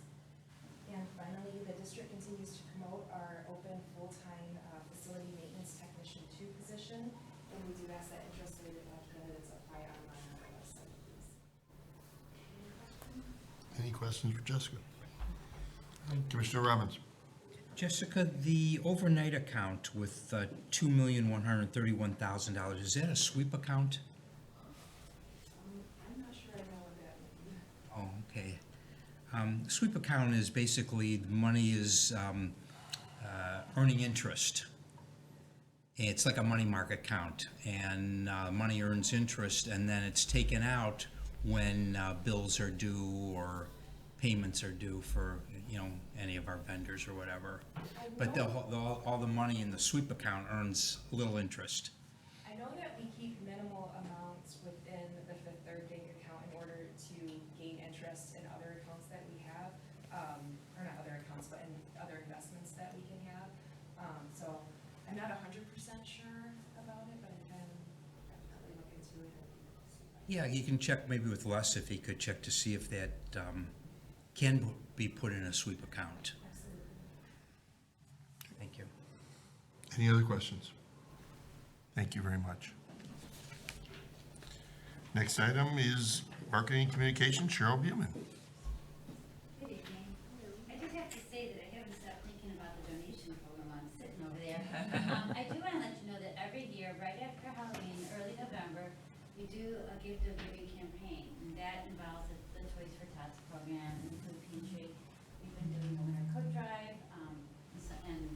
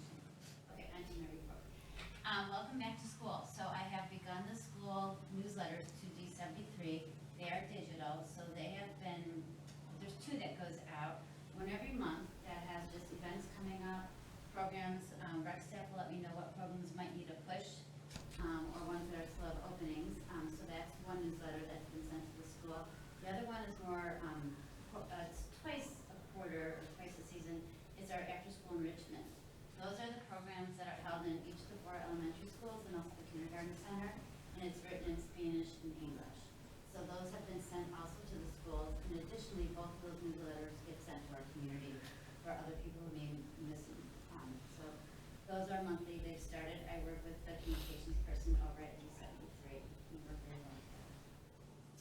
Alrighty, just to wrap up on our Family Aquatic Center Groupon deal we had going this summer, we had 2,771 Groupons redeemed over at the pool, and the district received $28,781 in payments from the Groupon. This is success. I just want to bring up our website and our RibFest webpage. A month prior, when I did my report here on the 18th, so the month prior to that, the RibFest web pages had over 10,000 page views. The homepage of RibFest and our entertainment page were viewed the most. So that tells us that people are really interested in what entertainment, we're offering for them to come. But it, 1/3 of the whole month was devoted to RibFest. We had about 33,000 total views, so a lot of people went right to RibFest. Which showed because we had such a big attendance this year. Our Gold Star raffle, again, that's our loyalty program for people who sign up for any programs. So we, quarterly, we choose raffles from the boxes we have over at Lakeview Fitness, and also we have a box over here at the Sullivan Community Center. And we distributed $100 gift cards, and also they did get Lakeview Fitness 1 free month memberships. And we don't pull those from, obviously, the Lakeview Fitness box because they're already members. So people are very happy to get them, very appreciative about that. And we appreciate them being our Gold Star residents. I've just listed out all the different RibFest marketing that went on for this year's event. Look at that. Our store web project that I've been talking about throughout the summer is complete. We believe it was a success. We had the boards a week each in 3 different parks. We had them in Century Park by the playground, Hartman Park by the playground, and also Peterson Park by the playground. There was no vandalism, there was no damage. People really liked it. Most of our feedback was when we were out in the parks and people telling us. I actually even had a neighbor saw me out there, came out of his house, walked through the park to tell me that he loved watching other people stop and read the boards. So we're going to think about it next year. We do need sturdier stands. As we move them throughout the parks, the stands were starting to break. So we'll reevaluate when next year comes around with that. And I just gave you a chart of our social media for Lakeview Fitness and also for our district. And our videos, obviously people love the videos, and I know Cassidy is doing more and more of them. They really resonate with people, and it's fun. And obviously our RibFest was a top contender this year. Any questions from you? Any questions for Cheryl? Commissioner Sente? I don't have a question, but I want to echo and say, the social media presence is really great, and that takes effort and time, and I never knew there was such talent in air guitar impressions. Look at me. That was a quite deep bend there. I was like, did you strain yourself there? No, I mean, it really, that I know that takes time, and kudos. It's really enjoyable. Thank you. Cassidy Yeah. will be here next month. So Yeah, very nice. Any other questions for Cheryl? Thank you very much. Next is Executive Director Jeff Hoosier. Jeff?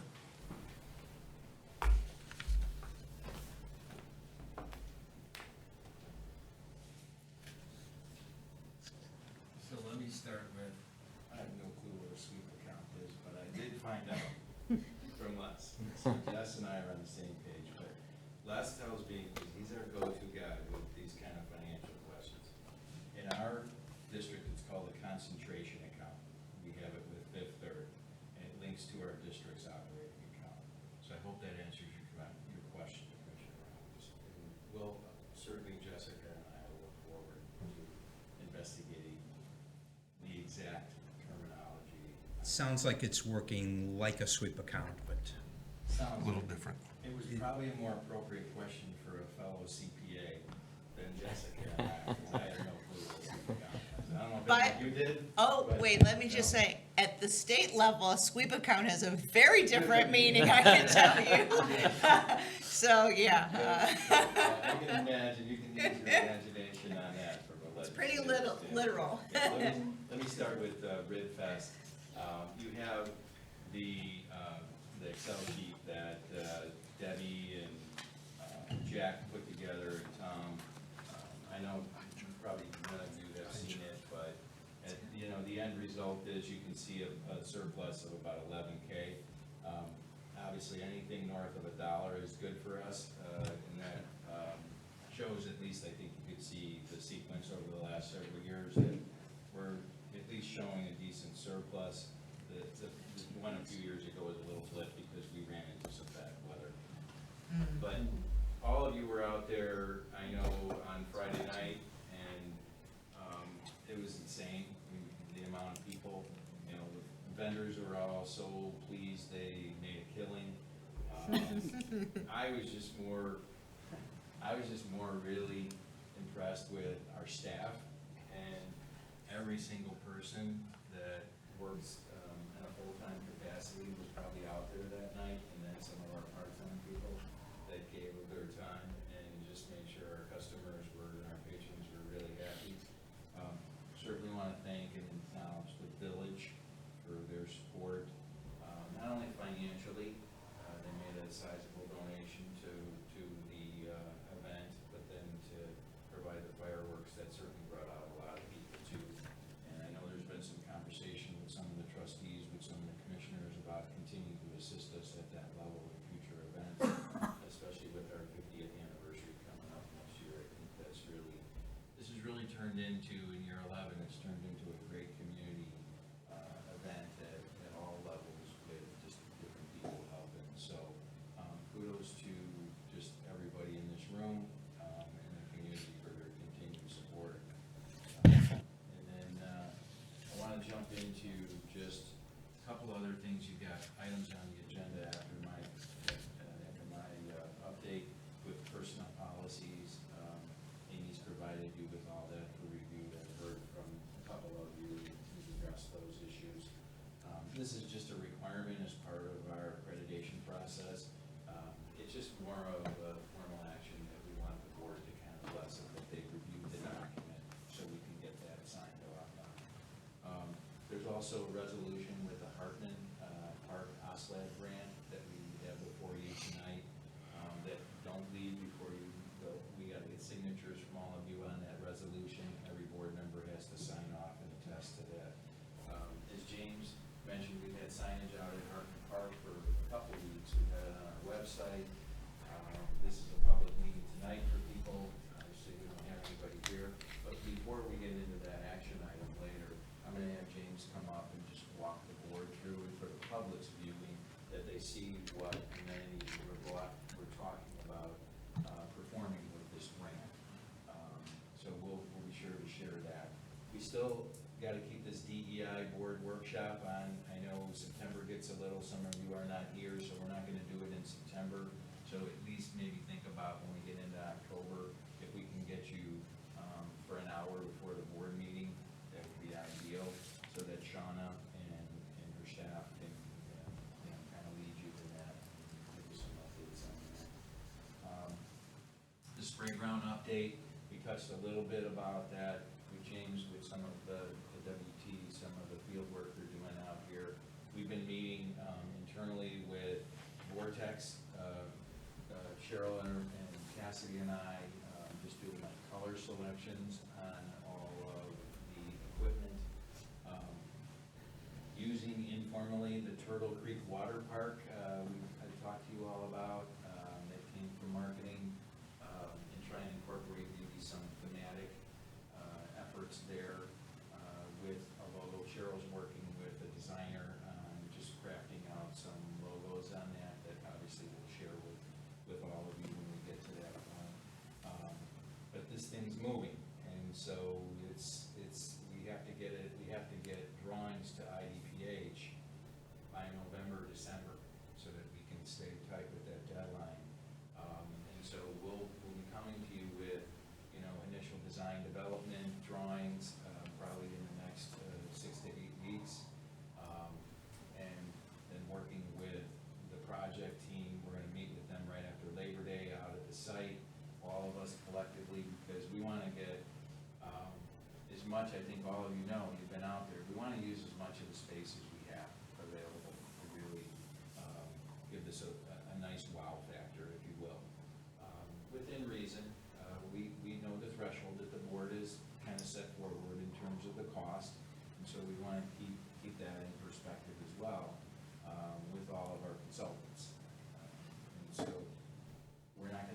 that number until this thing goes out to bid in March. I'm working on a budget, that was a board directive you gave me last month, and so I hope to have that budget for you within the next 2 to 3 weeks. We were just waiting on scheduling from WT in terms of drawings, and then I can give you a better determination on approximate cost. Okay, so that deliverable will come soon. James talked with just the Lakeview project and what's going on there. We got the NRPA conference coming up for 3 of you that are gonna be attending that, so you have all that information at your dais in terms of your, all your credentials that, you're gonna need to attend that conference. We're working on a couple of reimbursements with grants, the park grant, which is the Lakeview grant. That's the almost $2.3 million grant, so we're at a threshold now where you can seek reimbursement from the state because we've exceeded 50% completion on the project. That's what they pay out, at 50 and 100%. So obviously, we're going in with the ask of half of 2.3 million. There's a lot of extra paperwork. One of the things, they require a CPA firm, so Water Economic, our auditors, are now taking all of our documents we've had over the last year and any expenditures, they gotta review all that, then they sign off on it, that gets then sent down to DNR. Amy has just been an unbelievable rock star with helping me through this whole application process, because it's not anything like, it's a 35-page document of a lot of paperwork you gotta get to get that $2.5 million back. So we're working on that. It's not a quick process. We do hear that once you get all the information in, it could take another 6 to 8 weeks before you see your return on that first 50% ask. Well, by that time, we're gonna be done with the project, more than likely by the time we see that first 50%. And then we'll be turning around and asking for the 100%, so that we can get, the full 2.747 million. At the same time, we're in the process of submitting, because Grosse Point tennis courts was a $200,000 grant, and we completed that, and so we're working on, in fact, we did send that in that's to a different department, that's to DCEO, which is the Department of Commerce and Economic Opportunity, so we submitted that. Our administrator there tells us that would take maybe a month before you would see that return, $200,000. And then we also have one in the works, and that's for $500,000, and that's at Lakeview, and that's for the Desert Air rooftop unit that we spoke about, that we had some tardy delays in that. So we won't be able to submit that until that project's completed, and then we'll turn around and do that ask for $500,000. Okay. Then we have 2 other outstanding grants. We're gonna be redoing the Lashin Playground next spring, and that's a grant for $250,000. So we'll be doing some work on that probably later this year, and then we'll implement that project in the spring of '23, and then we'll seek that $250,000. And then the remaining $500,000, we have another $500,000 grant that is open-ended for Lakeview. That has not been processed yet. We usually get the word from our state senator, Adrian Johnson, that will tell us when that money is released, and then we can begin to look at what uses we were gonna have for that. We've talked internally about redoing some of the spa areas, specifically the sauna and the steam room need to be gutted, quite frankly, and redone. We don't know what that number is gonna be. It's certainly not gonna be $500,000, so we would have some other repurposing for projects that we could do at Lakeview. And it could be anything. It could be something we do in childcare, it could be something in the fitness room, it could be something mechanical. I'm sure if I went to James and asked him, he's gonna tell me more infrastructure type of things that we would wanna do. But that money's still outstanding, so they're just updates on the grant. And then the last thing before you tonight is you have Spear, we have just an engagement letter for them. You heard Aaron speak earlier about their service fees, and so that's something that we just want the board to take action on. Their fees to do that $5 million bond issue, we're not paying them yet, it's just more of an incidental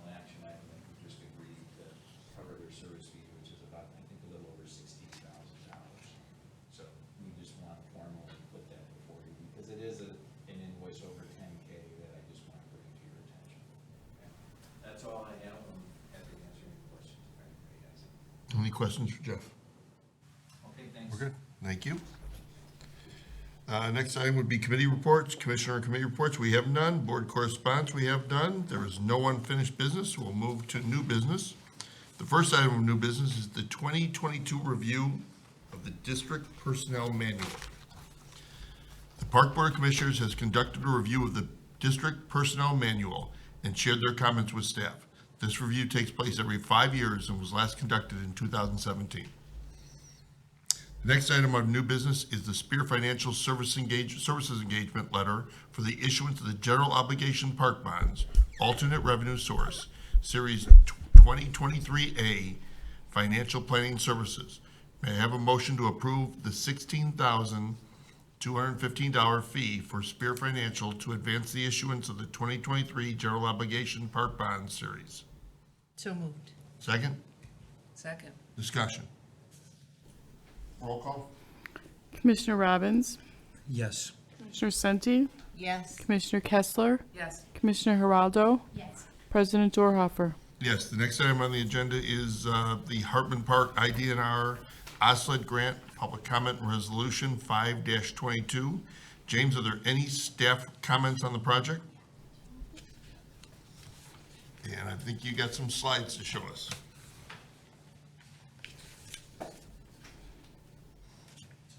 Wish there were people that can make some comments, we can bring these comment cards and signatures. We might have to talk about having a small part chat out at Hartman. Our chances are better if we have. Yeah, I think what the consultant we work with, Gaywalt, they can use last year when we had the park chat out at Hartman and we had multiple people, they can envelope that into this grant, Okay. so for public comment. So that'll be helpful that we got multiple resources available for this component of the application. So I just want to start that the OSLED grant has 52 million, which is almost double what it usually is in the past. They upped the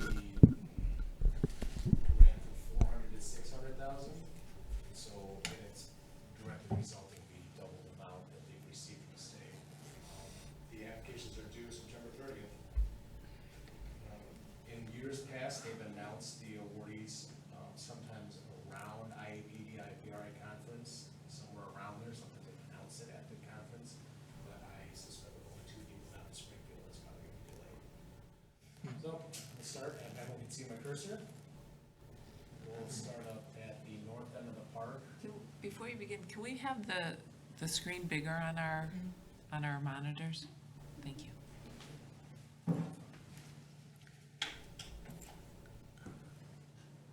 Thank you. So up in the top left corner, we have our playground. It's 22 years old. It's a very old landscape structure. It is still very functional. We've actually only had to remove 2 pieces, which is quite amazing for 22 years. It's definitely showing its age. This is probably the largest component of this park that needs to be, if we get this grant, we gotta do this one right away.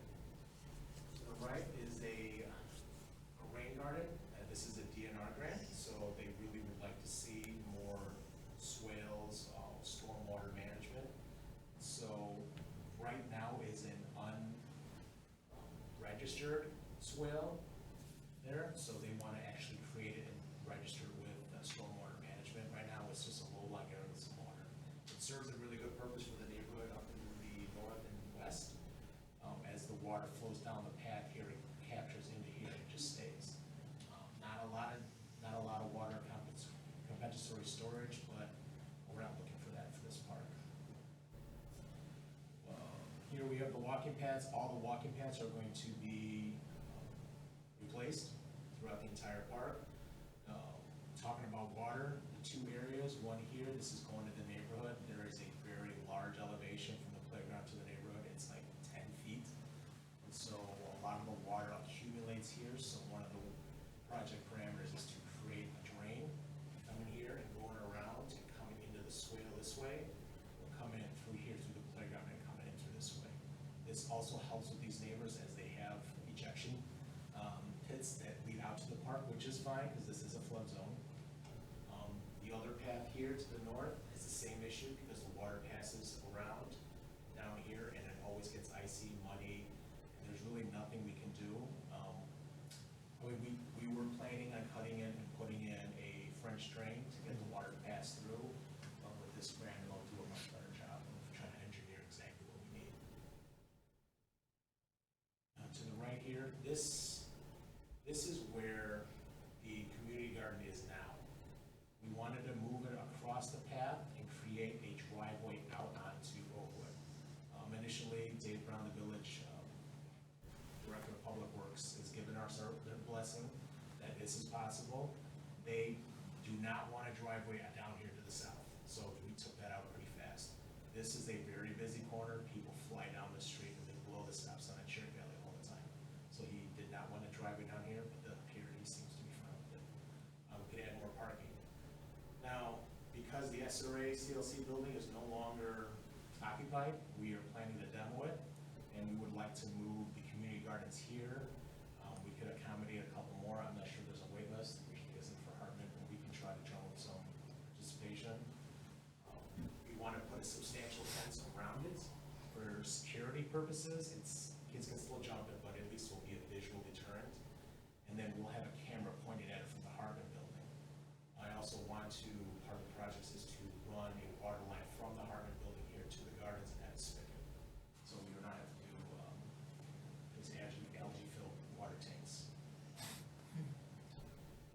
The utilities for the building, we'll just cut them all off. Lake County, all utilities have a monthly minimum, and they would kill us if we kept the water supply for the garden just for like it's $60 every 2 months. I don't even think we would use 10,000 gallons a month to justify that. So we're running a new line from the Hartman building. As I mentioned earlier, the parking lot will be all redone as well. And then more spots. There's 2 little weird bump outs here that you can't really catch here, but those will be flattened out, and the new sidewalk will be poured here. And then we initially wanted to be a one-way because of the SRA buses, but now with them not being there, we will consider to see if this can be a 2-way entrance coming in and 2-way entrance coming out. To the south, we have a parking lot here. It's in dire need. For long-time residents, the inline rink used to be the police station, and so the driveway used to be right here, and the grass is always dead there, the water still accumulates there, it still acts like a driveway. So no matter what we do, so Gilwolf is gonna try and re-engineer this whole area for us to get the water out of the parking lot into the storm sewers here. South of the futsal inline hockey court and next to the sand volleyball will be a new basketball court. There was some comments that they wanted a full court and some people didn't want a full court. Because of the people that will show up for full court games, we haven't decided that internally whether or not we'll do the athletes. You want full or half? I vote for full. I always vote for full. And I know there's different, if you're looking at me, so that's why I'm commenting. Full. They like a full. Okay. Full it is, James. Lake Charles would like a full also, no. I've had that comment at this point. I've had that comment. Here on the very south end. Here in the very south end, years ago, landscape architects loved curves for the paths. We have decided to straighten this out. The plowing, the wear and tear, the people, they cut through the curve, they don't even care about the curve, so they've made their own paths. So we decided to cut it and just make them a straight path. We do get renters who do request to bring their vehicle here to the shelter to drop stuff off. That will also help with their traffic as well, which we do allow from time to time. It's just a perk of it. Here we have the shelter here. It needs a new roof. It needs a little TLC. There's a retaining wall on the north and west side here that is unnecessary, and the police department will love us to get rid of it because people literally hide behind it. So we can keep it open and open it up so that there's more visual from all angles, from here, here, and here. The Octagon building will remain. It's not part of the scope, but with SRA, they still have some storage there, but not sure what to do with that for right now. I know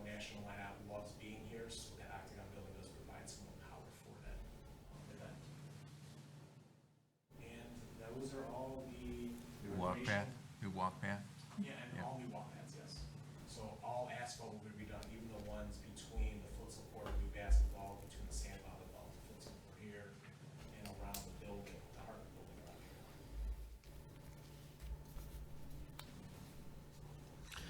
James, we talked about, I'm sorry.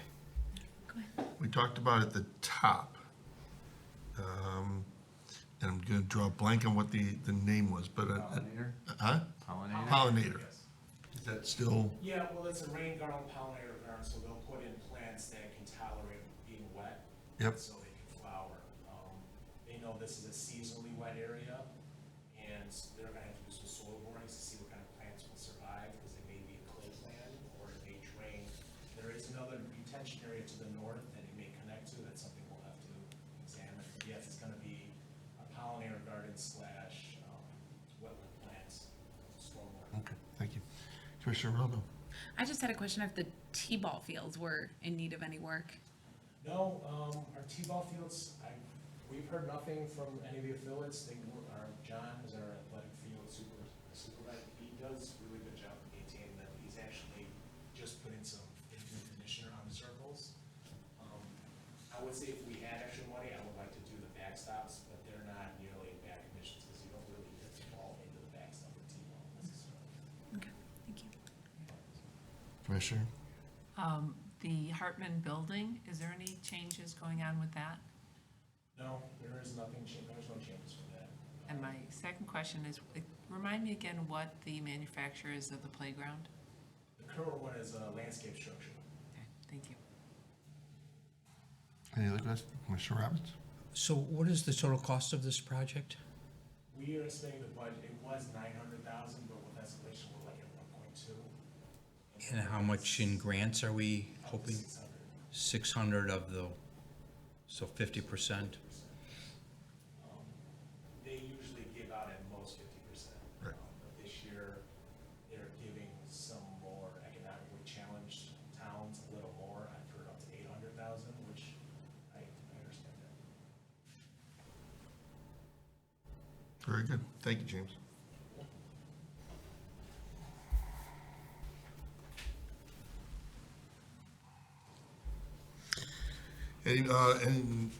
Any members of the public wish to comment, but obviously no one's here, so we will skip that. May I have a motion to approve Resolution 5-22, a resolution approving and authorizing the submittal of an application for a community development block grant.